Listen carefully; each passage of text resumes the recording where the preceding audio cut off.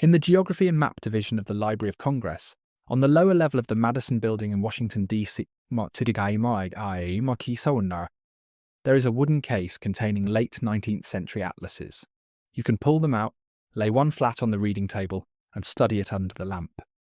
One of them is a Western atlas dated 1893, the year of the Chicago World's Fair, a year the cartographers of London and Leipzig regarded as one of unusual confidence. It is a heavy book. The binding has held, the pages are sharp. Turn to the plate marked Central Asia. Each label is set down with the precision of late Victorian geography.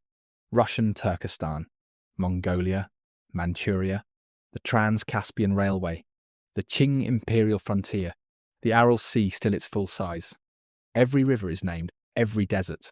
What you cannot find on that plate anywhere is a word that had been printed across the same region for almost 300 years. Tartari. Open the same publisher's atlas from 1875. Tartari is there. From 1865, there.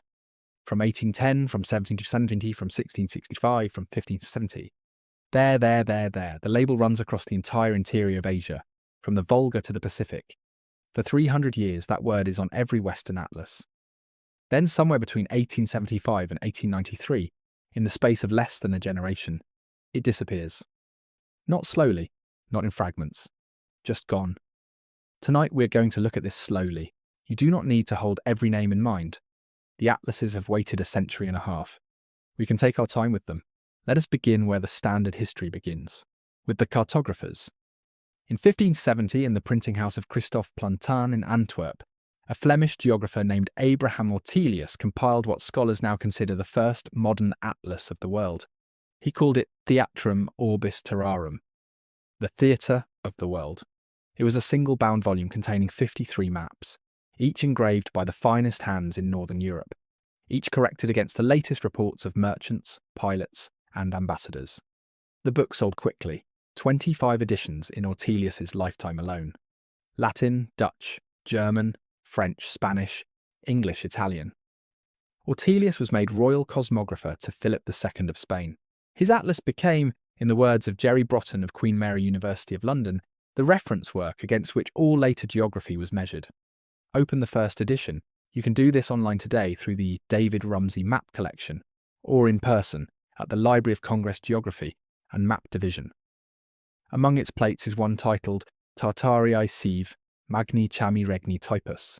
In English, the Map of Tartari, the realm of the Great Khan. It depicts a region stretching from the Volga River on the west to the Pacific Ocean on the east, from the Arctic Sea in the north to the northern frontier of India, and Persia in the south. Across this enormous interior, in elegant Latin lettering, runs a single word, Tartaria. 24 years later, in 1594, the great Flemish cartographer Gerardus Mercator died. His atlas, the one that gave us the projection still used in most schoolroom maps today, was unfinished. His heirs sold the plates to Jodocus Hondius, a Dutch engraver who had emigrated to London. From 1606 onward, Hondius added new maps to Mercator's frame, expanding the work to cover regions the original author had not lived to chart. Among the maps Hondius added was one of Russia, and one specifically dedicated to Tartari. Both can be examined today in the Geographicus and David Rumsey collections. Both place the label across the same enormous region, with the same confidence as Ortelius had 36 years earlier. Then in 1665 in Amsterdam, the cartographer Joan Blaeu published the first volume of what would become the Atlas Maya. By the time the project was complete in 1672, the work ran to 11 oversized volumes. It contained nearly 600 maps. It was, by common agreement among modern historians of cartography, the most ambitious and most expensive book printed in the 17th century.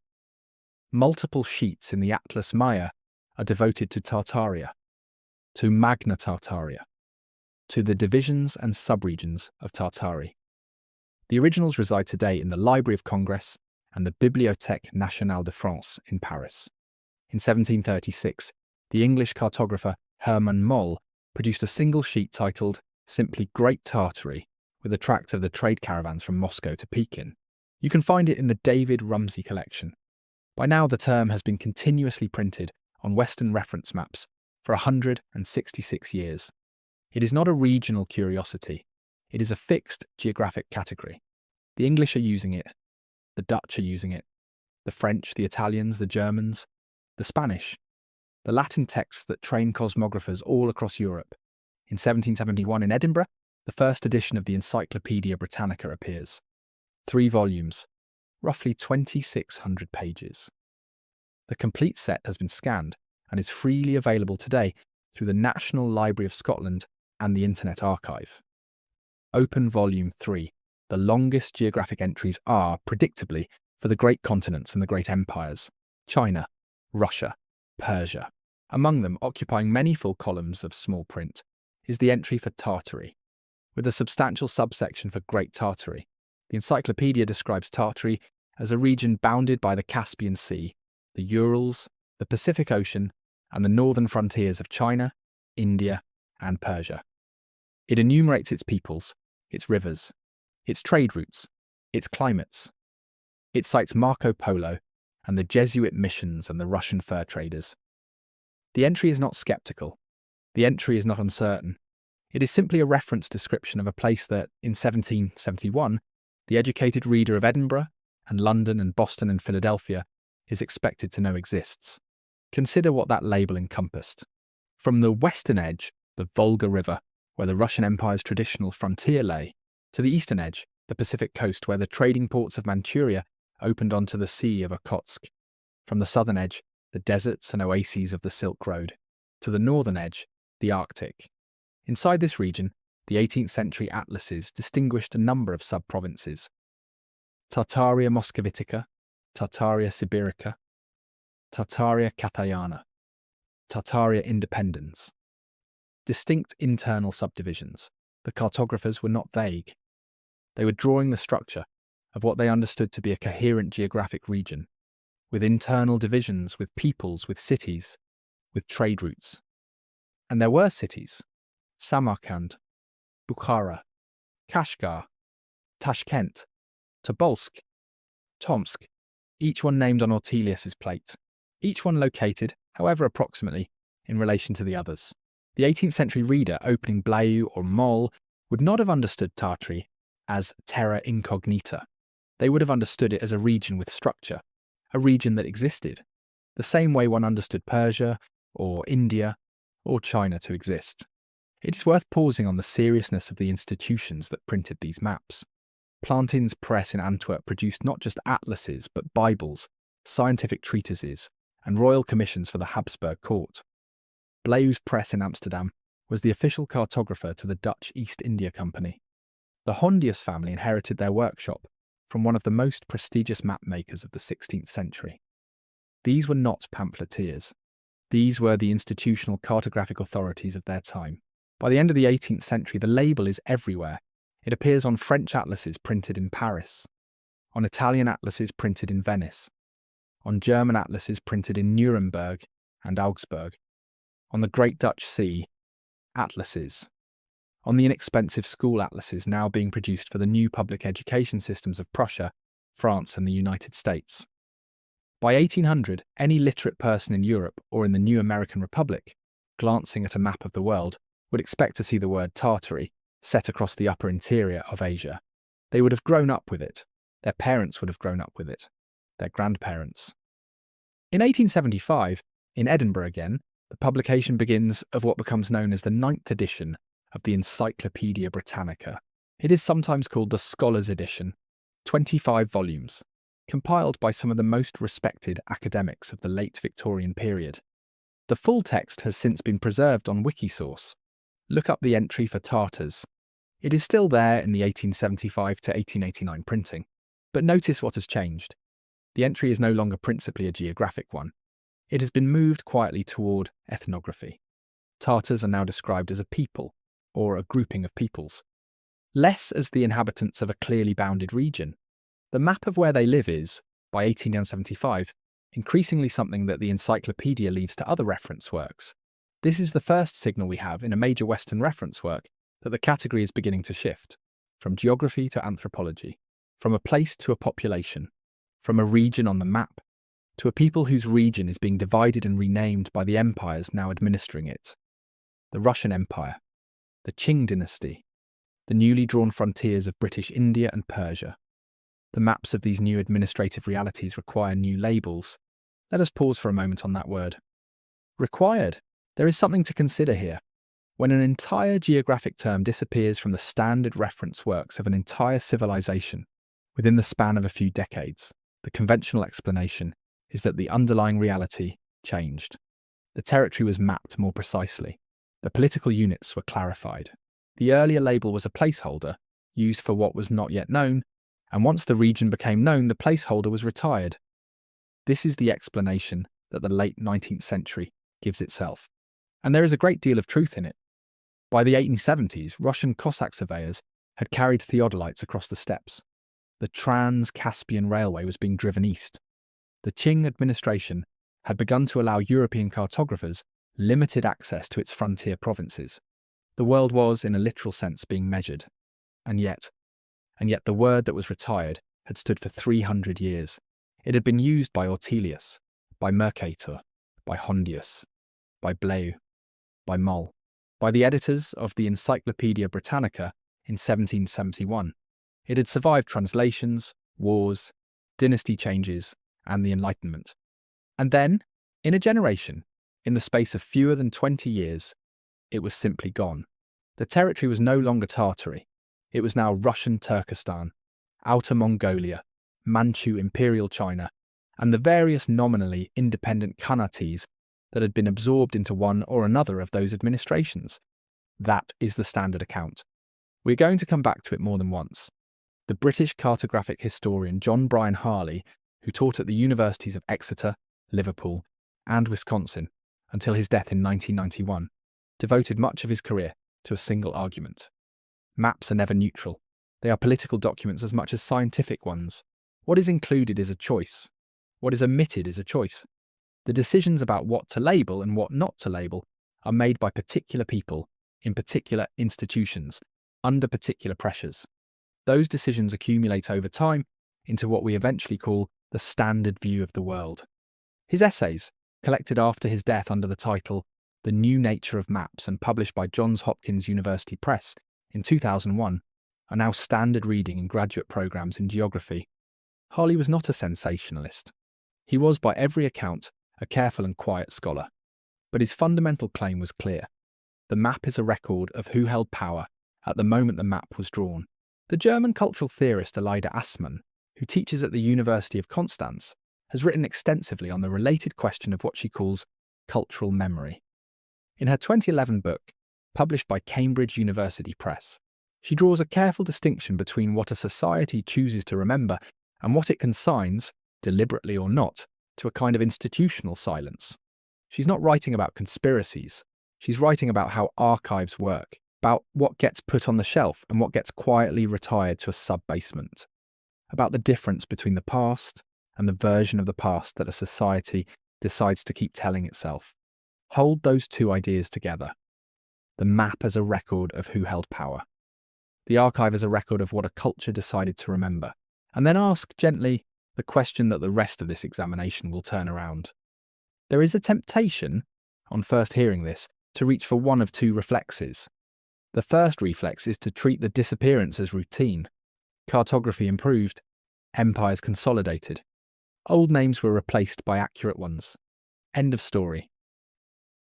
The second reflex is to treat the disappearance as deliberate, a coordinated act of erasure. End of a different kind of story. Neither reflex, on careful examination, has held up. What has held up is something more uncomfortable, the fact that something was named consistently by the best map makers in the world for 10 generations, and then was not, and that we, today, inherit the second version of that map, not the first. What was on those maps for 300 years, and what does it mean that it is no longer there? We're going to work backward from 1893, slowly, through the cartographic record, through the institutional history, through the photographic record where it exists, through the censuses, the encyclopedias, the school primers, the trade documents, and the private letters of people who lived through this transition. We will start with the maps themselves, the way an archivist would handle them. one at a time, pulled from the case, laid flat under the lamp, examined, beginning with a Flemish printer in Antwerp in the year 1570. The theatrum itself, when you sit down with it, is a folio-sized book bound in calf hide, the spine reinforced across 4 centuries of careful handling. Open it to the plate of Tartary, and what strikes you before any of the labels is the quality of the engraving, the hatching that suggests forest, the fine stippling that suggests desert sand, the small flag pennants that mark the seats of princes, and the little drawings of mountains shown in elevation. The conventions are precisely what you would expect from a Flemish cartographer of the high 16th century, who had access to the latest reports of Venetian merchants, Portuguese pilots, Polish ambassadors, and the Jesuit fathers who had begun to reach as far as Beijing. Then look at what is written on the map. Across the top, in a slight arc, runs the title in Latin: Tartariae sive magni chami, regni typus, the Tartari, or the realm of the Great Khan, of. Below the title, occupying the upper third of the plate, runs the Arctic coast, marked as the Frozen Sea. Below that, in the middle of the plate, in the most elegant lettering Ortelius's engravers could produce, runs the great word, Tartaria. Now follow the smaller labels inside the region. Toward the west, near the Volga, you see Tartaria deserta, the desert Tartari. Toward the southwest, where the great rivers run down to the Caspian, you see Zagathai. Toward the centre, dividing the steppe from the eastern mountains, you see Katajo, the old word derived from Cathay, by which Europeans referred to northern China. Toward the east on the Pacific coast, you see Mongol. Toward the southeast, near the Korean peninsula, you see Tenduk, the name Marco Polo had reported for one of the eastern courts.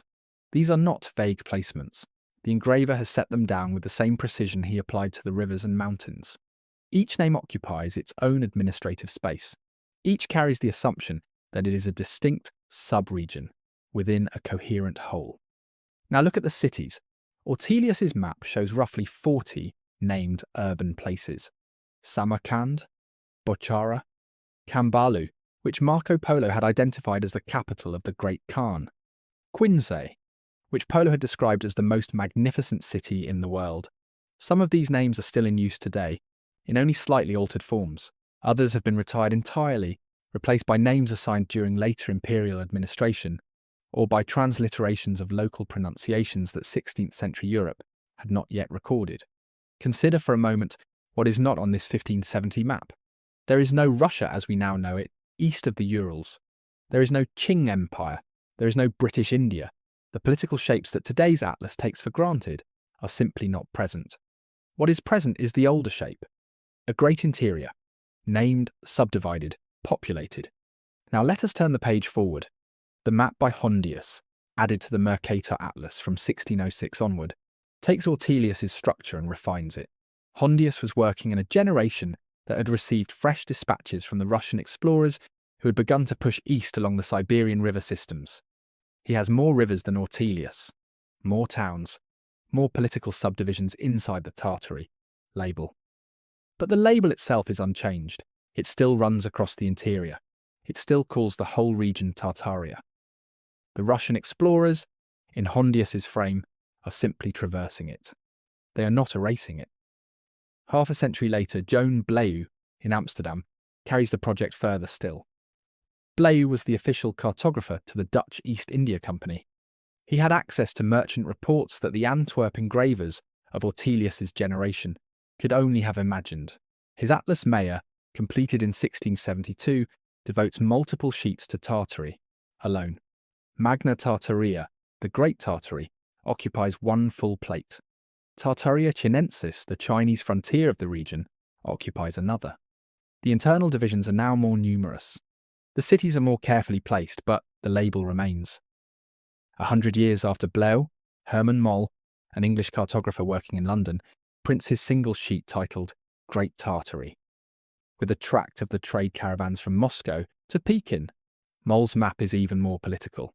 It draws the caravan route across the steppe in a continuous line. It marks the staging posts. It identifies the customs collectors at the frontier crossings. It treats Great Tartary not as a vague interior, but as a region with traffic, with commerce, with administration. And then in 1791, the editors of the first edition of the Encyclopedia Britannica, working in Edinburgh, sit down to compile their entry for the region. They draw by their own footnotes on the cartography of Moll and Blaeu, on the Jesuit reports of Jean-Baptiste du Halder and Ferdinand Verbiest, on the Russian dispatches of the Imperial Academy of Sciences in St. Petersburg, and on the recent geographical surveys conducted by Russian and Austrian scientific commissions. The entry that emerges is detailed. It runs to many columns. It describes the climate. It enumerates the major peoples. It identifies the trading languages. It notes the routes by which a European traveller might enter the region, what visas would be required, what guides could be hired, what hazards expected. Here is the formal definition the 1771 entry offers, in slightly modernised phrasing. Tartary is a vast country in the northern parts of Asia, bounded by Siberia on the north and west, which is also called Great Tartary. The Tartars, who inhabit Chinese Tartary, are descended from the Manchu or Manchu Tartars, who conquered China in the previous century. That is the description in 1771 in the most prestigious general reference work in the English language. It is offered as fact. It is offered without irony. It is offered with the same matter-of-fact tone as the entries for France, for Bengal, for Peru. Now let us pause for a moment on something easy to miss. The 1771 Britannica does not describe Tartary as one unified empire under a single sovereign. It is careful. It distinguishes between Chinese Tartary, which is administered by the Qing court in Beijing, Russian Tartary, which has been progressively incorporated into the Russian Empire since the time of Ivan IV, and independent Tartary, which it describes as occupied by various Tartar nations, some nomadic, some settled, some Muslim, some shamanist, some Buddhist, ruled by local Khans whose lineages reach back, in some cases, to the dispersal of the Mongol Empire in the 14th century. So the 18th century picture is not, in the academic sense, the picture of a single hidden empire. It is the picture of a region, of a category, of a part of the world that, by long European convention, was treated as one thing for purposes of mapping, just as Europe was treated as one thing despite containing many states, languages, and rival sovereigns. The question we are going to keep turning back to is not whether there was an empire called Tartary in the sense of a single throne and a single emperor. The question is what happened between 1771 and 1893 to make the label itself unprintable, because that is the part of the record that is hardest to explain. A category that the Encyclopedia Britannica considered worth a long, careful entry in 1791 simply does not survive into the editions printed at the end of the next century. It is not refined. It is not subdivided into successor categories that preserve the original term. It is replaced by Turkestan, by Mongolia, by Manchuria, by Siberia, by the administrative names of the Russian gubernias and the Qing imperial provinces. It was named by Ortelius, it was named by Hondius, it was named by Blaeu, and then it was not. Now let us begin to look at the machinery that did the unnaming. The first thing to understand is that the second half of the 19th century was, in cartographic terms, an extraordinarily standardizing period. Until roughly 1860, different European nations had been using different prime meridians. The French measured longitude from Paris, the British from Greenwich, the Spanish from Cadiz, the Portuguese from Lisbon, the Russians for some purposes from Pulkovo Observatory near St. Petersburg. Each empire's atlases told slightly different stories. Each used slightly different spellings of foreign place names. Each had its own conventions for what counted as a colony, what counted as a protectorate, what counted as an independent state. Then in October of 1884 in Washington, D.C., the International Meridian Conference convened. 41 delegates, 25 nations. The conference adopted Greenwich as the universal prime meridian. It standardized time zones. It recommended a common system of latitude and longitude for all scientific and navigational publication. The proceedings of that conference can be read in the US Government Printing Office Archive, where they were published the following year. The Meridian Conference is usually treated, in the standard histories of cartography, as a triumph of international cooperation. And so it was. But it was also something else. It was the moment at which the great European empires agreed to share a single coordinate system, a single grid, a single way of drawing the lines. 7 years later, in 1891, at the 5th International Geographical Congress in Bern, the German geographer Albrecht Penck proposed something even more ambitious: a single map of the entire world, drawn at the same scale, in the same projection, with the same legend, by international agreement among all the major cartographic institutions. He called it the International Map of the World, 1 to 1 million scale. It took decades to even partially complete. But the proposal itself, formally accepted at Bern, signalled the direction the discipline was now moving: toward uniformity, toward standardization, toward a single, agreed planetary representation. In the same period, the Russian Empire was conducting the largest cartographic survey in its history. Cossack surveyors with theodolites had been pushing east across Siberia and south into the Central Asian steppes since the 1840s. By the 1880s, the Imperial Russian Geographical Society, founded in 1845 in St. Petersburg, was processing their results into a unified, administrative map. New names were being assigned. Old names were being replaced. The Khanates of Khiva, Bokhara, and Kokand, which the 1771 Britannica had treated as parts of independent Tartary, were now being absorbed into Russian Turkestan, a formal administrative unit, with a governor-general, with a capital at Tashkent, with its own postal service. And in 1897, on a single day in February, the Russian Empire conducted what remains the only general census it ever completed. February 9th, 1897.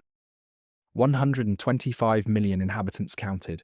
The results, when they were compiled and published in 89 volumes between 1898 and 1905, gave St. Petersburg for the first time a comprehensive administrative inventory of every province, every district, every ethnic group, and every economic activity inside the imperial frontier. The Encyclopedia Britannica's vague independent Tartary was now, in the bureaucratic reality of 1897, no such thing. It was tabulated. It was numbered. It was assigned a category in the official imperial schema. And the schema did not have a column labelled Tartary. Consider the dates, the way an archivist would arrange them on a single timeline. 1884, the Meridian Conference. 1885, the first Western reference map of Central Asia, from which the label Tartary has been removed. 1891, Penck proposes the International Map of the World at the Bern Congress. 1893, the World's Columbian Exposition opens in Chicago, with the Beaux-Arts cartographic confidence that the lithographers of the World Atlas now also possess. 1897, the Russian Imperial Census, Tarty, the window in which Tartary disappears as a Western cartographic category, is almost exactly the same window in which the world's great institutional cartographies converge on a single, standard, administered grid. That is the standard explanation. The label disappeared because the grid had finally arrived, and the grid did not have room for old, imprecise, exonymic categories that had been inherited from the 16th century, when European cartographers did not yet know how to draw the interior of Asia. It is a reasonable explanation. It is not, on its face, a wrong explanation. And yet, when you sit with it for long enough, in the basement of the Geography and Map Division, with the 1771 Britannica open on one side and the 1893 Atlas open on the other, a smaller, quieter, more uncomfortable question begins to surface. The question is not whether the grid replaced the label. The question is what the grid was designed to do, and what, in the process of doing it, the grid was permitted to forget. Now let us look at one specific moment of the grid in operation. In the Geography and Map Division of the Library of Congress, there is a Western-produced map of Central Asia, printed in 1885. The cartographer is well credentialed. The publisher is reputable. The map is at the scale typical of 19th century reference atlases, and it shows, with the precision of late Victorian engraving, the regions that the 1771 Britannica had grouped under the heading of Tartary. On this 1885 map, the word Tartary does not appear. Where Ortelius had written Tartaria, the new map writes Turkestan. Where Blaeu had written Magna Tartaria, the new map writes the names of Russian gubernias. Where Moll had drawn the caravan route through Great Tartary, the new map shows the rail and telegraph lines of the Trans-Caspian project. The terrain is the same. The mountains are in the same places. The rivers are unchanged. What has changed is the label. In 2025, the Library of Congress published a careful article on this transition. The post, titled Tracking Tartary on Western Maps, appears on the official blog of the Geography and Map Division. The author, working from inside the institution that holds many of these maps, traces the sequence of disappearances. The article is measured. It does not claim conspiracy. It simply observes that by the 1880s, the label has begun to vanish from atlases that, 2 generations earlier, had treated it as standard. Read that article carefully. It is not making a populist argument. It is making an archival one. It is saying that the cartographic record itself, as preserved on the shelves in Washington, shows a clean transition. Before 1880, the label is there. After 1900, the label is gone. The interval between is the interval during which the Great Western Reference Atlases retired the term. Now let us hold that observation alongside the parallel record kept in the reference encyclopedias. We have already noted that the first edition of the Encyclopedia Britannica, published in 1721, gave Tartary a long, careful entry. Let us trace what happens to that entry across the next century and a half. The 9th edition of the Britannica, sometimes called the Scholars' Edition, was published in 25 volumes between 1875 and 1889. It is widely considered the most scholarly of all the Britannicas.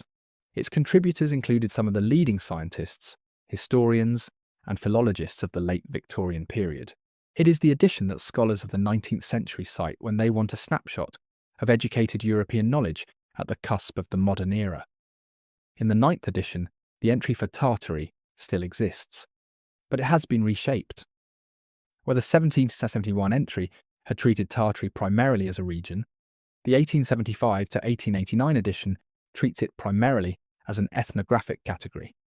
Tartars, with an S, the peoples who, the entry explains, occupy parts of Russian Turkestan, Mongolia, and Manchuria. The region itself has been broken into its administrative constituents.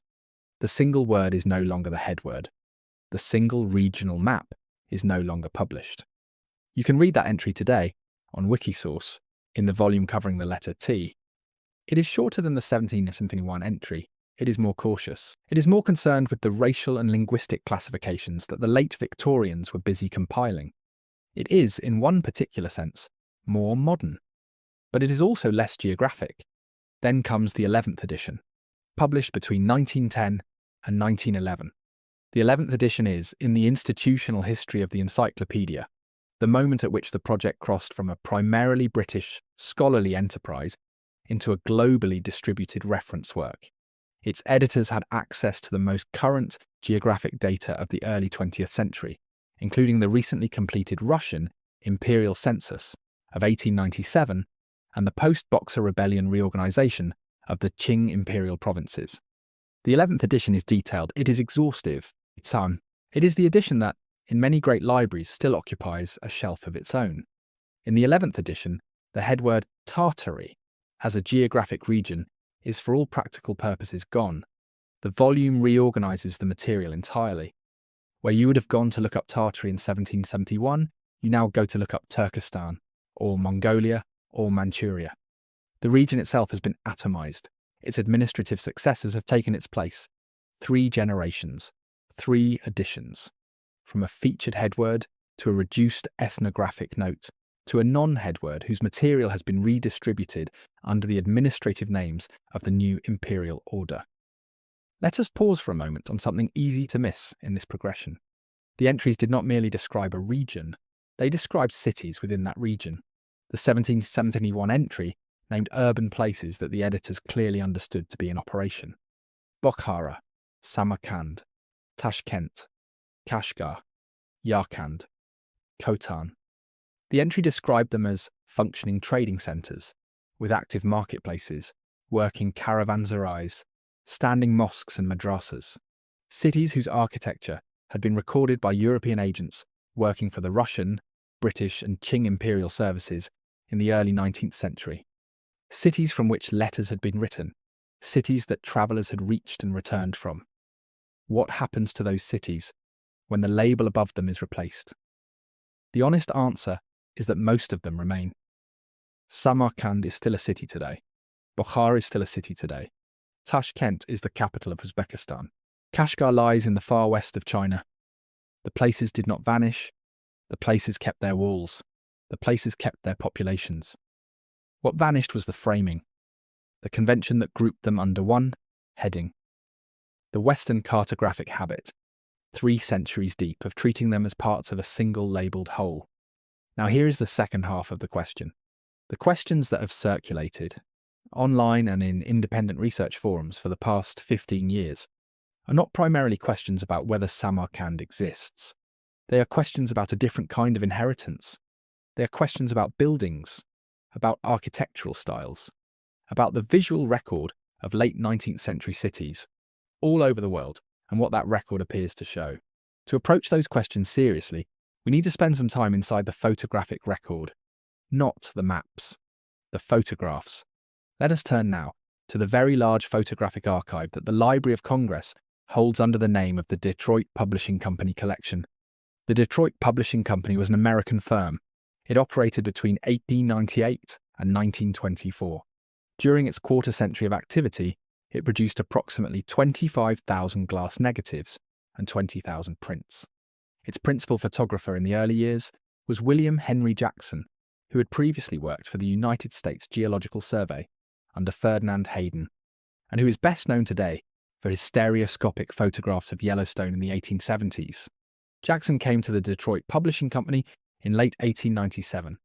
He was already an experienced field photographer. He'd worked in the American West, he'd worked in the high Rockies, he'd worked under the harsh light of arid plateaus and the soft light of mountain valleys. By the time he began producing the Detroit Publishing Company's commercial inventory of American urban scenes, he was perhaps the most technically accomplished landscape photographer in North America. The collection held today in the Prints and Photographs Division of the Library of Congress contains street views, harbour scenes, monuments, public buildings, parks, railroad terminals, theatres, hotels, town halls, opera houses, courthouses, post offices, and exposition grounds from across the United States and parts of Canada and Mexico.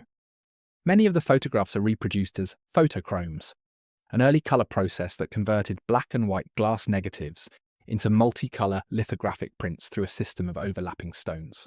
What the Detroit Publishing Company photographs show, when you sit down with them in the reading room and turn through the carefully catalogued folders, is a country that, by the late 1890s and early 1900s, had constructed a remarkable density of monumental civic architecture. Town halls in cities of 15,000 inhabitants that would, today, seat the parliament of a small nation, train stations the size of cathedrals, opera houses with classical porticos, sculpted pediments, and grand staircases in stone, federal buildings whose colonnades occupy entire city blocks. The standard explanation for this density is the period of late Victorian and Edwardian prosperity in which American municipal authorities, flush with industrial revenue, competed to build civic monuments that would reflect their city's aspirations. This is a reasonable explanation. It is broadly correct. American cities of the Gilded Age were, in fact, building. But there is a smaller question, embedded in the photographs themselves, that the standard explanation does not entirely answer. And it is the question that this examination is going to follow, slowly, into its more uncomfortable corners. Now let us turn to the year that gives this story its title. 93. Chicago. In the spring of that year, on the south shore of Lake Michigan, an event opened that would become, in the institutional memory of late 19th century America, the largest single act of public architecture in the history of the Republic to that date, the World's Columbian Exposition, built ostensibly to commemorate the 400th anniversary of Columbus's voyage to the Americas. Designed under the direction of Daniel Burnham, the Chicago architect who had recently completed the Reliance Building and who would later author the 1909 Plan of Chicago. Landscaped by Frederick Law Olmsted, the senior figure of American landscape architecture, the man who had designed Central Park in New York 3 decades earlier. The exposition occupied roughly 600 acres of Jackson Park and what had previously been a stretch of marsh and dunes. Within those 600 acres, over the course of roughly 20 months of construction, more than 200 large neoclassical buildings were erected. The Court of Honor, the central architectural set piece, was surrounded by domed and colonnaded structures that the architectural critics of the period compared, in entire seriousness, to the great public spaces of imperial Rome. The buildings were enormous, the manufactures, and liberal arts building, designed by George B. Post, was at the time of its construction the largest enclosed structure in the world. It covered over 30 acres. Its central interior space, lit through skylights and clear-story windows, was large enough by contemporary reckoning to contain the United States Capitol, the Great Pyramid at Giza, and Westminster Abbey simultaneously, with room left over. The exposition opened on May 1st, 1893. It closed on October 30th, 1893. 6 months. Over 27 million paid admissions, in a national population at that time of approximately 66 million. On October 9th, the day designated as Chicago Day, the gates recorded 713,646 paid admissions. It remains, by some measures, the largest single-day outdoor event attendance in American history.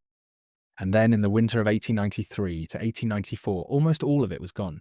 There is something about that pairing of dates worth holding for a moment. May of 1893 to October of 1893.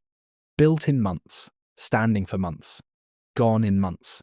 The largest assemblage of monumental neoclassical architecture in the history of the American continent, photographed extensively, documented in newspapers around the world, and reduced within less than a year to ash, salvaged timber, and pulverized plaster. The buildings burned, the buildings were dismantled, the salvage crews cleared the rubble. By the summer of 1894, only one major structure of the entire 200-building complex remained standing on its original site. The Palace of Fine Arts, which had been reinforced for the duration of the fair with a brick interior shell because it would house the works of art lent by the European museums, and the insurers had required a degree of fire protection that the staff and plaster construction of the other buildings could not provide. The Palace of Fine Arts still stands today. It houses the Museum of Science and Industry. You can visit it on a weekday afternoon, walk through its colonnades, look up at its dome, and try to imagine what it looked like when it was one building among 200, when the entire surrounding landscape, for 600 acres, was the same neoclassical vocabulary at the same scale. When the night photographs taken by C.D. Arnold, the official exposition photographer, showed an electric-lit Roman forum on the shore of an American lake, Arnold's photographs survive. They are held today in the Ryerson and Burnham Libraries at the Art Institute of Chicago. Nearly 800 large-format platinum prints. Another 12 volumes at the Chicago Public Library, containing more than 1,000 additional images. The platinum process was chosen because it produced the longest archival life available to professional photographers in the 1890s. Arnold knew that what he was photographing would be brief. He chose the printing process that would outlast it by centuries. And it has. The buildings are gone, the platinum prints remain. And it has. The buildings are gone, the platinum prints remain. The asymmetry between the two should not, on reflection, be possible. Let us look at the buildings themselves more closely. The construction material of the White City was a compound called staff. Staff is a mixture of plaster of Paris, cement, and a fibrous binder, traditionally jute or hemp. It is applied wet, over a wooden frame, and modelled by hand or by mould. When it dries, it cures into a surface that, photographed in black and white at any distance, is indistinguishable from finely carved stone. This is the key technical fact. Staff is not stone. It looks like stone in photographs. It looks like stone from 20 feet away. It looks like stone in the engraved illustrations that the weekly papers reproduced in the summer of 1893. But it is not stone. It is, structurally speaking, a thick decorative skin stretched over scaffolding. According to the construction reports filed by Burnham's office and preserved today in the Burnham and Olmsted papers at the Ryerson and Burnham Libraries, the staff surfaces of the Court of Honour were applied at a thickness of roughly 3/4 of an inch over a timber and steel armature. The ornamental sculpture, the volutes, the friezes, the giant statues of Republic and Industry were all of the same material, applied wet, modelled in a few weeks, cured, painted with a creamy off-white that gave the entire ensemble its name, the White City. Now here is what is worth pausing on. The Beaux-Arts vocabulary of the White City was not, in the strict sense, invented in 1893. The grammar of the columns, the proportions of the porticos, the relation of dome to drum, the disposition of pediment to entablature. These were the vocabulary of a tradition that the École des Beaux-Arts in Paris had been teaching for 2 centuries. Burnham's architects had studied that vocabulary. Hunt and McKim and Atwood had spent years in Paris, drawing measured plates of the Pantheon, the Madeleine, the Palais Royal. They knew the grammar, they could deploy it. What they could not, by any reasonable measure of 19th century construction practice, do is execute that grammar at the scale of the Manufactures and Liberal Arts Building, in the time available, in actual stone. The Manufactures and Liberal Arts Building, again, covered over 30 acres. Its interior trusses spanned 380 feet without intermediate columns. To execute that envelope in dressed limestone or marble, with carved capitals and entablatures, would have required, by the period's own published estimates, from comparable projects in Paris and Vienna, between 15 and 25 years of labour, and a budget that exceeded the entire federal appropriation for the exposition by an order of magnitude.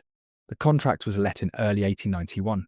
The building was substantially complete by April 1893. 24 months, from bare ground to 30 acres of monumental architecture. The standard explanation, the one given in the construction histories and in Burnham's own retrospective writings, is that staff made this possible. Staff was, in this telling, a technological solution to a logistical problem. It allowed the architects to produce, in plaster, what would have been impossible in stone. It was understood as a temporary expedient. It was always meant to be torn down. That explanation, again, is broadly correct. It is in the documents. It is in the contracts. But sit with it. Sit with what it actually requires you to accept. It requires you to accept that, in 1891, an American consortium of architects and engineers had developed the ability to produce, in 24 months, a 600-acre cityscape of neoclassical monumental buildings that were visually indistinguishable in the photographic record from the cathedrals and palaces that European labour had taken centuries to build. It required them to be able to do this with a workforce drawn primarily from the immigrant trades of late 19th century Chicago.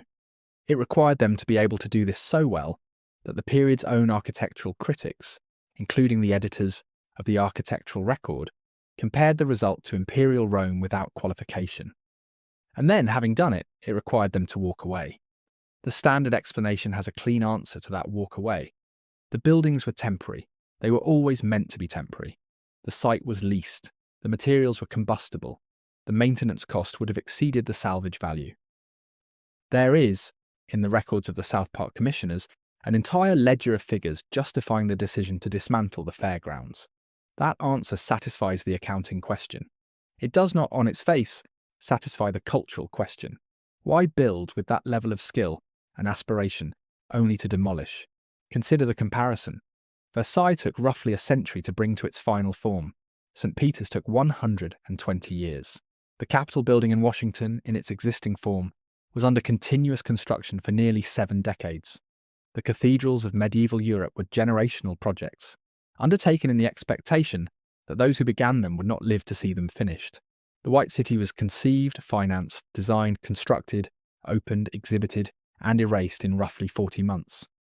Now let us turn from Chicago to the broader photographic record. If you open the Detroit Publishing Company catalogue at the Library of Congress and you spend a working week with it, what you find is not a single anomaly. You find a pattern. The pattern is not that the buildings of the Gilded Age were fake. The pattern is that the architectural ambition of the Gilded Age, in cities of every size, was wildly disproportionate to the documented economic and demographic conditions of those cities. Consider the town of Tacoma, Washington. Photographed by William Henry Jackson in 1899, population in the 1900 census, 37,714. In the Detroit Publishing Company photographs, Tacoma possesses a Northern Pacific Railway terminal, whose colonnade fronts the harbour for over 200 feet, a county courthouse in dressed sandstone with a central dome, and a hotel, the Tacoma Hotel, whose footprint occupies the better part of a city block and whose roofline carries 5 distinct architectural orders. Consider Galveston, Texas, photographed in 1900 before the hurricane of September of that year. Population in the 1900 census, 37,789, comparable to Tacoma. The Detroit Publishing Company photographs show a customs house in the Romanesque Revival style, a 4-story commercial block on the Strand, whose cast-iron facades carry capitals more elaborate than those of contemporaneous buildings in Vienna, and an opera house, the Grand Opera House, designed in 1894 by the same firm responsible for the Texas state capitol. Consider the smaller towns: Helena, Montana, population in 1900, 10,770. Possesses in the photographic record a state capitol building whose dome rises 165 feet above the prairie. Cheyenne, Wyoming, population in 1900, 14,087. Possesses in the photographic record a state capitol building in the Corinthian order with a central rotunda and bronze doors. Carson City, Nevada, population in 1900, 2,100. Possesses a state capitol building of dressed sandstone, dome and lantern, completed in 1871, when the entire population of the town was barely larger than the workforce required to build it. Now, the standard explanation for this density is, again, available and broadly reasonable: civic boosterism, statehood applications, federal funding for territorial capitals, the willingness of late 19th century American towns to invest disproportionately in monumental architecture as a means of asserting permanence and attracting settlement. These are real factors. They are documented. They appear in the budgets. But here is the detail that, once you see it, you cannot unsee. When you compare the Detroit Publishing Company photographs of these civic monuments side by side, you begin to notice that they share, across thousands of miles and dozens of jurisdictions, a stylistic uniformity that is difficult to account for through the ordinary mechanisms of architectural transmission. The courthouse in Helena and the courthouse in Tallahassee, photographed within 5 years of each other, in states that had been admitted to the Union under wholly different historical conditions, were not merely in the same general style. They appear in the photographs to be variations on a single architectural pattern book, executed by builders who shared a common vocabulary of detailing, a common scale of order, and a common confidence in the rendering of classical elements. This is, in fact, the consensus academic explanation: the American Renaissance, the Beaux-Arts movement, the pattern books and the architectural journals, and the école-trained architects and the federal supervisory architects in the Treasury Department who oversaw post office and customs house construction across the country. The uniformity has institutional sources. It is not, on its face, mysterious. What is mysterious, or at least uncomfortable, is the speed and the abundance. Consider the Federal Post Office Program. Between 1880 and 1900, the Office of the Supervising Architect of the Treasury produced and supervised the construction of approximately 300 federal buildings across the United States.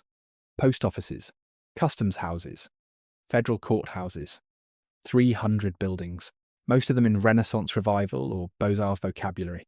Most of them at a scale and material quality that, in any earlier period of construction history, would have required generational timelines.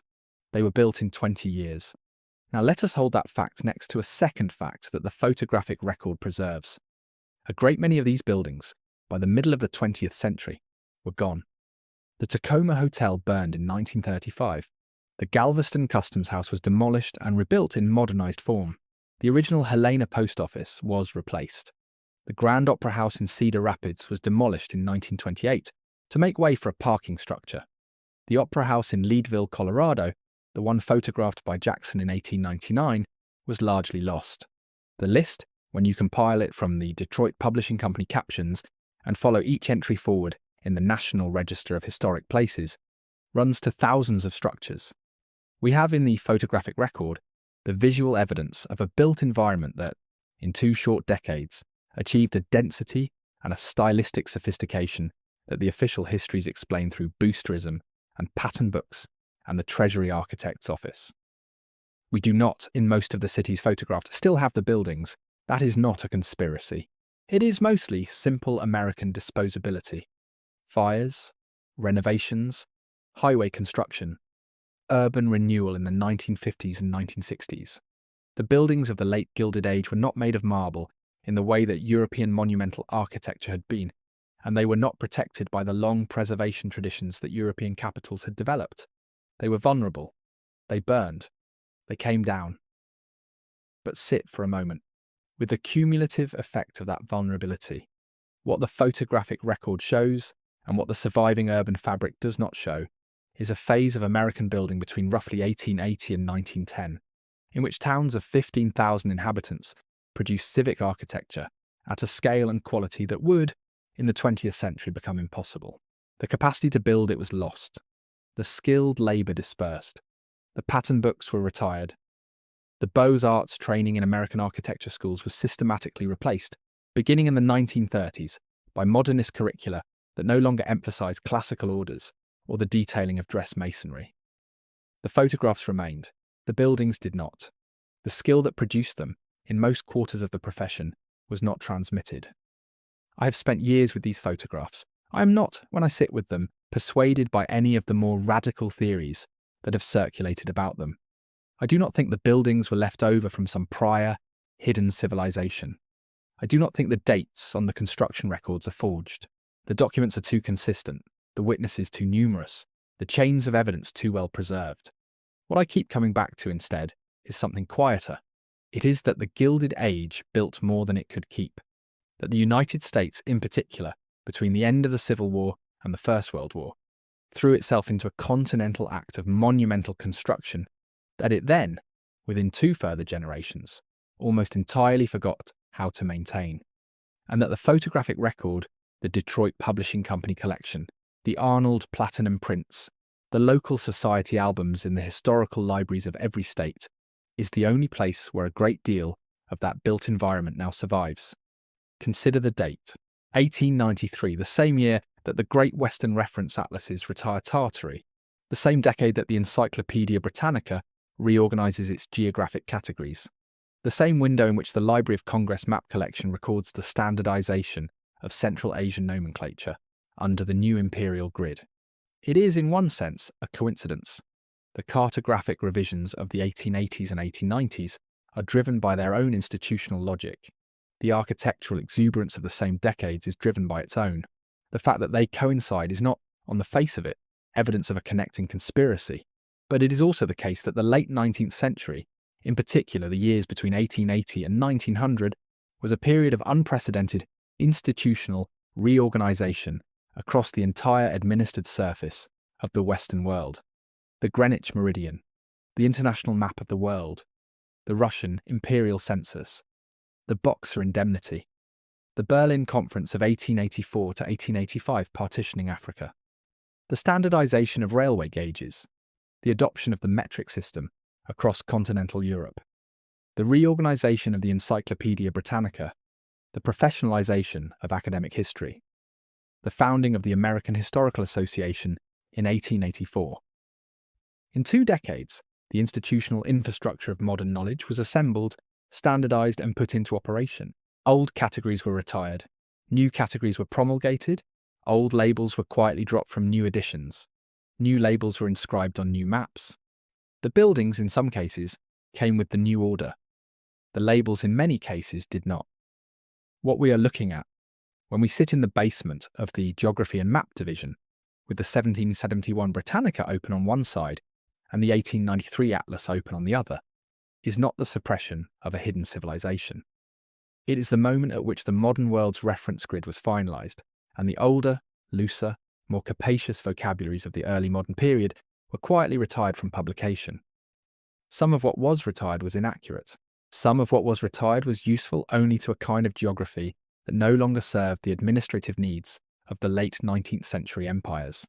And some of what was retired we now have only the slightest residual ability to reconstruct, because the maps that recorded it have been overwritten, and the encyclopedias that described it have been reorganised, and the buildings that were photographed have been demolished, and the platinum prints, in their archival boxes, are the only place where the older world is still legible. That is the pattern. That is the thing that, once you see it across the records, you cannot unsee. Now let us turn to the most concrete administrative document of this entire transition, because if there is one record that captures, in single ledger form, the moment at which the older world was inventoried and reissued under the new grid, it is the Russian Imperial Census of February 9th, 1897. The Census of 1897, the first general census of the Russian Empire, the only one conducted in nearly every administrative subdivision of the empire in a single 24-hour period. Initiated under the supervision of Pyotr Semyonov-Tian, Shansky, geographer and statistician, vice-chairman of the Imperial Russian Geographical Society, and one of the figures most responsible for the systematic mapping of Central Asia in the decades preceding. The 1897 census counted 125,640,021 inhabitants. It compiled its results across 89 published volumes, issued between 1898 and 1905. It is, on any reasonable accounting, one of the largest single administrative documents produced by any 19th century state. It is also, when you sit with it in the reading room and turn its pages, an inventory of a population that had been definitively reorganized under the new categories.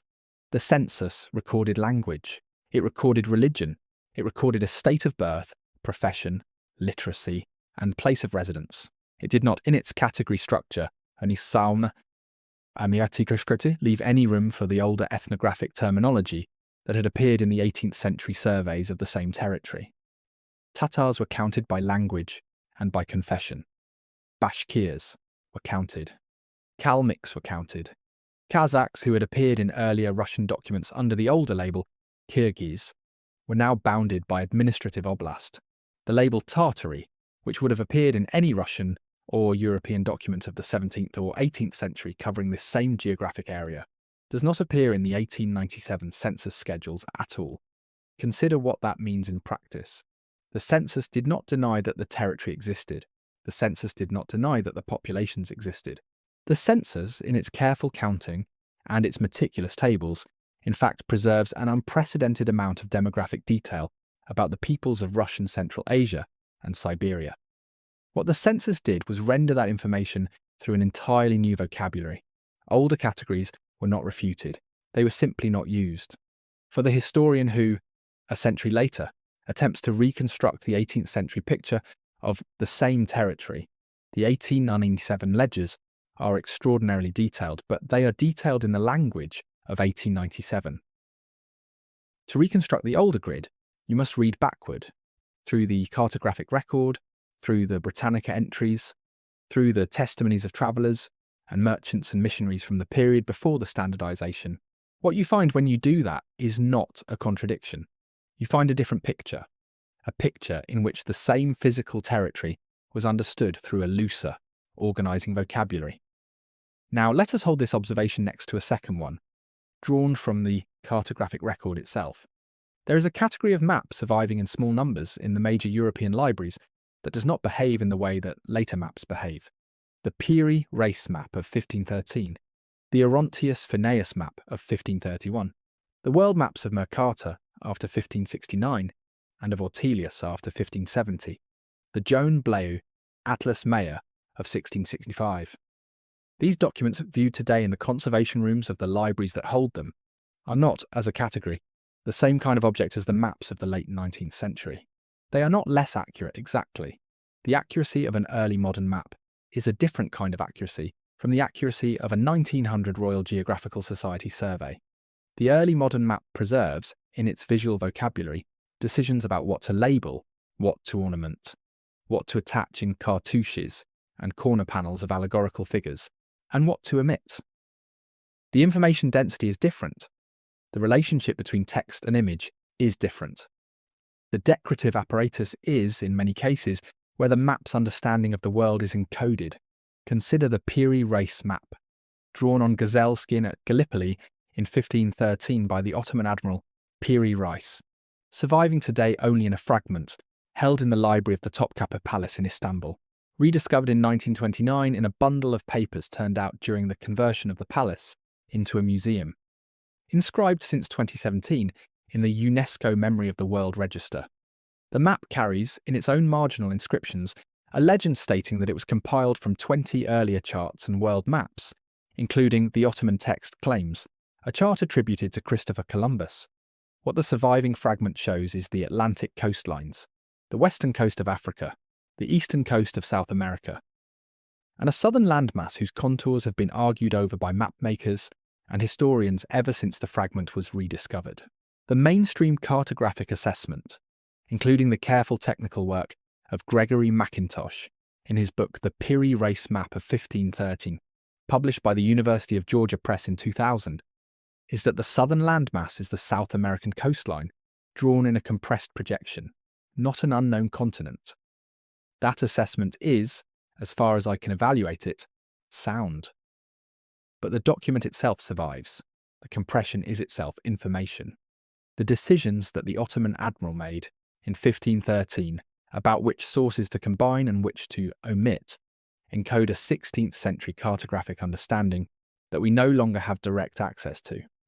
Consider the Ortelius map of 1531, published in Paris by Christian Wetzel, a double cordiform projection, two heart-shaped hemispheres rendered side by side, the map of the known world bent into the shape of two beating hearts, held today by the Library of Congress under the call number G3200, CT00393, with additional impressions at the Rudiman Collection at Stanford and the Bibliothèque Nationale in Paris. At the bottom of the southern hemisphere, the Phineas map labels a continental landmass with the inscription Terra Australis Recenta, Inventa sed nondum plane cognita, recently discovered but not yet fully known. The Antarctic continent, as we today understand it, was not formally sighted by any European expedition until 1820. Whether the Phineas map's southern landmass is Antarctica in any rigorous geographic sense is, again, contested. The mainstream view is that the label is a Renaissance speculation, a placeholder for the unknown southern world that classical and medieval geographers had long postulated must exist to balance the land masses of the north. What the document preserves, regardless of how one resolves that interpretive question, is the existence of the speculation itself. The Phineas map shows that in 1531, in Paris, a Renaissance mathematician and cartographer was willing to label a southern continent on the basis of inheritance, of inference, of geometric necessity, and to attach to it a Latin phrase admitting his own incomplete knowledge. The map was published, it was printed, copies were sold. Now let us hold both documents together, the Piri Reis fragment and the Orontius Phineas double cordiform. Each of them, in its own way, exhibits a property that the later cartographic record largely loses. They are willing to label on the map what is partial, what is inherited, what is rumoured. They give space, in cartouches and inscriptions, to admissions of uncertainty. They preserve, alongside their geographic content, a kind of intellectual humility about the limits of their own knowledge. The maps of the late 19th century are different. They are produced by national survey offices and supervised by professional geographers and printed in standardised series for administrative and military and educational use. They do not in general label what is partial. They do not, in general, give space to what is inherited or rumoured. They are, in their visual rhetoric, complete. Every territory has a label. Every label has a sovereignty.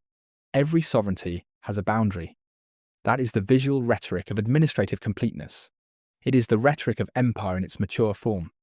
It is also, when you compare it to the early modern maps in the Topkapi and the Bibliothèque Nationale and the Library of Congress Conservation Room, a rhetoric that closes off questions the older documents kept open. Now let us pause for a moment on what this means, considered as a question of cultural memory. The German cultural memory theorist Alida Assmann, in her 2011 study Cultural Memory in Western Civilization, published by Cambridge University Press, draws a careful distinction between what she calls the canon and the archive. The canon, in her terminology, is the actively transmitted culture. The texts, the categories, the references, the names that a society keeps in circulation and teaches to its children.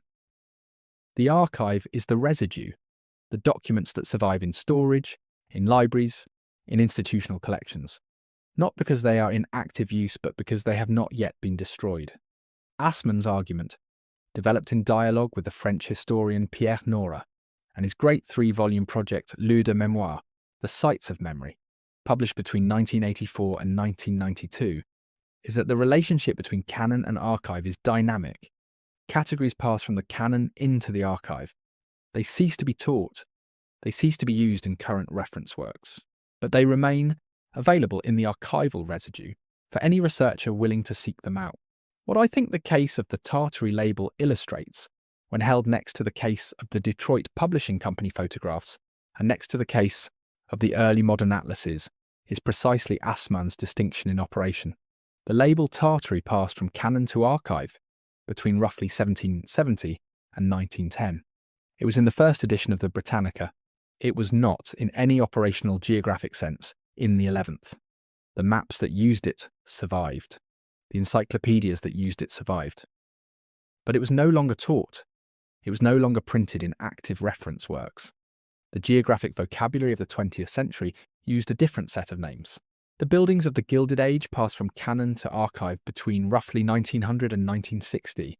They were on the postcards, and in the photochromes, and in the city directories. They were standing in the photographs. They were demolished, burned, replaced, paved over. The photographs survived. The buildings did not. The skill that produced them was, for several generations, no longer transmitted in the curricula of the architecture schools. The early modern atlases passed from canon to archive over a longer arc, between roughly 1700 and 1900. The Ortelius and the Mercator and the Blaeu and the Mole were superseded as practical reference works by national survey offices, and Mercator projection sea charts and printed political atlases. The originals survived. They are in the Topkapi and the Bibliothèque Nationale and the Library of Congress, but they are not, in any operational sense, current. They are archival residue. None of this, I want to emphasize, is a conspiracy. Assmann is careful throughout her work to insist that the passage of categories from canon to archive is the normal operation of cultural memory. Every society, every century does this. It is how culture works. The canon is dynamic. The archive accumulates. What is unusual in the case of the late 19th century is the velocity and the scope. In the 2 decades between 1880 and 1900, a great deal more passed from canon to archive than is normally the case in 20 years of cultural transmission. The cartographic categories of the early modern world, the architectural skill of the Gilded Age, the ethnographic vocabularies of the older imperial geographies, the chronological habits of the pre-professional history writing, the looser, more capacious frames that the 18th and early 19th centuries had inherited from the Renaissance. All of it was archived in Assmann's sense in roughly 20 years. The institutions that did the archiving were the very institutions that, in the same 20 years, were assembling the modern reference grid, the Britannica that reorganized its entries, the international congresses that standardized the meridian and the map series, the census bureaus that reorganized the population categories, the professional historical associations that established the new chronological canons. I have, as I said earlier, spent years with these photographs and these maps. I do not, when I sit with them, conclude that anyone in 1893 was actively suppressing a hidden civilization. The historians and the cartographers and the census officials of the 1880s and 1890s were, in the main, doing what professionals do. They were modernizing. They were standardizing. They were producing the reference grid that the modern world has used ever since. But the scale of what was archived in that brief window is something that I think is worth recognizing for what it is. It is not a conspiracy. It is, in a sense, quieter than conspiracy and harder to think about. The routine institutional behavior of a civilization in the act of redefining what it remembers. Consider the cluster of dates, 1893 itself. The year Chicago erects and demolishes an entire neoclassical city in a single building season. The year the great Western atlases finalize the new Asian nomenclature. 1894 the following year. The Smithsonian's Bureau of Ethnology issues, under the supervision of Cyrus Thomas, its 700-page report on the mound explorations, definitively reassigning the prehistoric American earthworks from the mythical lost race that 19th century newspapers had postulated to the documented ancestors of the contemporary Native American populations. 1897, the Russian census closes the door on the older Central Asian categories. In 4 years, across 3 continents, the modern reference grid is essentially complete. What I keep coming back to when I sit with that convergence is not any single document, not the Britannica revision, not the Russian census, not the platinum prints in the Burnham archive. It is instead the simultaneity of it. The way that, across 3 continents, in roughly the same 15 years, a civilization seems to have decided, without anyone particularly announcing the decision, that the older vocabularies were no longer worth keeping in active use. The decision was distributed. It was not central. It was not coordinated. It was made in pieces by editors and cartographers and census officials and architects and ethnographers, who were each, individually, doing reasonable work in their own discipline. They were not, in any sense I can document, in communication with one another about a unified project, but the result of their individual reasonable work summed across the institutions of the late 19th century is the world we now inhabit, a world in which the geographic vocabulary is largely uniform, in which the chronological grid is largely standardized, in which the photographic archive of the built environment is enormous, and the built environment itself, in many cases, is gone. A world, in other words, that takes the late 19th century's editorial decisions as the unspoken foundation of its own self-understanding. The grid we use to think with, the names we have for places, the dates we accept for events. The vocabulary that comes to us as natural is the vocabulary that was chosen, in a few short decades, by a small number of professionals working without explicit coordination across 3 continents. That is the inheritance we now carry. Now let us pause for a moment on what that inheritance excludes. It excludes, I want to suggest, a particular kind of looseness in the way the older documents talked about the world. The 18th century Britannica entry on Tartary did not pretend to know more than it knew. It described the region in terms partly inherited from Marco Polo and from William of Rubruck, partly drawn from the Russian and Jesuit travellers of the 17th century, partly speculative. It admitted what was contested. It used the word imperfectly several times across the entry, almost as a recurring qualifier, an acknowledgement of the editor's own incomplete grasp. That is a particular intellectual habit. The habit of admitting, on the printed page, in a reference work meant for general readers, that the editors and the contributors did not yet know the answer. That habit, in the early modern documents, is everywhere you look for it. The Latin inscription on the Phineas map said as much in 1531, recently discovered, but not yet fully known. The Peary race legend admitted in 1513 that its world map was a compilation of 20 earlier charts whose individual authority could not be verified. The modern reference work, in its mature late 19th century form, largely abandons that habit. The 11th edition of the Britannica, generally regarded as the apex of the reference encyclopedia tradition, presents its articles as if the underlying questions were settled. The maps published by the major national survey offices in the same decade present their territories as if the boundaries were definitive. The professional historical journals of the same period treat chronology as a matter of established fact. This is, again, not a conspiracy. It is the professional ideology of a particular moment in the history of knowledge. The late 19th century believed, with considerable justification, that it had achieved a level of synthesis and standardization that the previous centuries had not. The men and women who wrote the new reference works and drew the new maps and tabulated the new censuses were proud of their accomplishment. They had good reason to be. But what is lost when you replace the older habit with the newer one is not only the contents of the older categories. What is lost is the habit itself. The willingness to say, on the printed page, that this is what we think we know, and this is what we do not know, and this is what we have inherited from earlier sources whose authority we cannot fully verify. That willingness, that admission of partiality, was the way the older documents stayed honest about their own limits. When you remove it, you do not necessarily produce a more accurate picture of the world. You produce a picture that looks more complete than the underlying knowledge actually justifies. You produce, in short, a reference grid whose authority exceeds its evidence.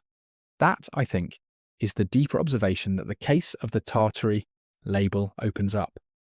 Not that a hidden civilization was suppressed, not that the maps of 1570 hold a secret that the maps of 1893 conceal. The observation is quieter than that, and harder to sit with. It is that the institutional act of producing a modern reference grid, however well-intentioned, however necessary for administration and education, tends to remove a certain intellectual humility from the printed page. The grid becomes more authoritative than the knowledge underlying it. Now let me return, for the closing of this story, to where we began. We began with a single sheet of paper, a map, engraved in Antwerp in the year 1570, by the cartographer Abraham Ortelius, for inclusion in the first modern atlas, the Theatrum Orbis Terrarum, a map titled, in the Latin of its dedication, Tartariae sive magni chami regni typus, a map of Tartaria, or of the kingdom of the Great Khan. The sheet measures roughly 35 by 50 centimetres. The engraving is finely cut. The cartouches in the corners are elaborate, decorated with allegorical figures and with Latin inscriptions describing the customs of the inhabitants. The label, Tartaria, stretches across the upper portion of the central landmass in large display letters. The territory it covers extends from the Volga in the west to the Pacific in the east, from the frozen Northern Sea to the northern frontiers of China and India and Persia in the south. The territory is enormous. It is, in the cartography of 1570, a single named region. That sheet is held today in the Geography and Map Division of the Library of Congress in Washington. It is held in the David Rumsey Map Collection in San Francisco. It is held in the manuscript rooms of the Bibliothèque Nationale in Paris, and in the British Library in London, and in perhaps 40 other major research libraries around the world. It is digitised. It is freely available to anyone with an internet connection. You can sit at any computer, anywhere in the world, and load the high-resolution scan, and zoom in on the cartouches, and read the Latin inscriptions, and see the label Tartaria printed across the largest single named region in the visible world. That map exists. The 1606 Hondius addition to Mercator's Atlas exists. The 1665 Blaeu Atlas Maya, with its sheets of Tartaria and Magna Tartaria, exists. The 1736 Hermann Moll map of Great Tartaria exists. The 1771 first edition of the Encyclopedia Britannica, with its long featured entry on Tartary, exists. And then somewhere in the second half of the 19th century, the label stops being printed. The 11th edition of the Britannica, published in 1910 and 1911, does not use Tartary as the name of a geographic region. The 1897 Russian census does not use it. The international map series proposed by Albrecht Penck in 1891 does not use it. The Royal Geographical Society's mature reference cartography does not use it. By the year of the Great Chicago Exposition, the word has left the standard atlases of the Western world. The territory remains, the peoples remain, the mountains, the rivers, the cities, the routes of trade, all of these remain. The word that the early modern atlases used to gather them under a single label is gone from the active vocabulary. The map is still in the case. The atlas is still on the shelf. The encyclopedia volume is still in the reading room. The records of the survey expeditions are still in the archives. None of them have been destroyed. None of them have been hidden. They have only been moved by the slow and impersonal operation of cultural memory from the canon into the archive, from the actively transmitted vocabulary into the residue that survives by virtue of having been printed in sufficient quantity that some copies escape the recycling bins of the 20th century libraries. What I keep coming back to when I sit with these documents in the reading rooms is not the question of whether something was hidden. I do not, on the evidence I have looked at, believe that anything was hidden in the sense that conspiracy-minded readers sometimes mean. The maps are in the libraries. The encyclopedia is on the shelf. The photographs are in the catalogue. Nothing has been concealed by any single coordinated actor. Nothing has been destroyed in any campaign that the documentary record reveals. What I keep coming back to is instead something quieter than that. It is the speed. It is the simultaneity. It is the way that, in roughly 20 years across 3 continents, a civilization that had inherited a particular vocabulary for thinking about its own past and its own geography, simply, without announcing it, stopped using that vocabulary and replaced it with another. Not because the older vocabulary was wrong, in any rigorous sense, but because the institutions of the late 19th century had developed new tools for synthesis and new appetites for standardization.